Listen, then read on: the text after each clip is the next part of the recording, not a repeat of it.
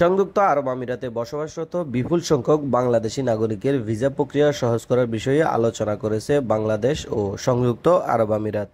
Dubai ও উত্তর আমিরাতে নিযুক্ত বাংলাদেশের কনসাল জেনারেল মোহাম্মদ রাশেদুজ্জামান এ তথ্য নিশ্চিত করেছে। রাশেদুজ্জামান জানান, বর্তমানে প্রায় 10 লাখ বাংলাদেশি নাগরিক সংযুক্ত আরব আমিরাতে কর্মরত আছেন এবং ভিসা সংক্রান্ত জটিলতার কারণে এই সংখ্যা আর বাড়েনি।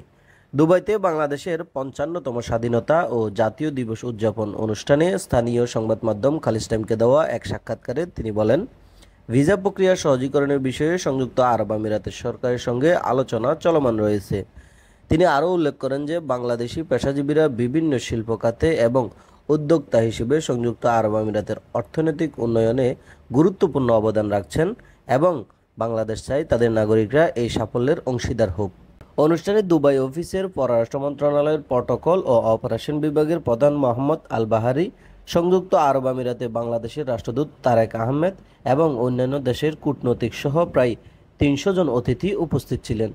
কনসুলেটের পরিষেবা সম্প্রসারণের বিষয়ে রাশেদুজ্জামান জানান, সম্প্রতি কনসুলেট সংযুক্ত আরব আমিরাতের বিভিন্ন প্রান্তে বসবাসকারী বাংলাদেশি নাগরিকদের জন্য নতুন কিছু কনসুলেট সেবা চালু করেছে।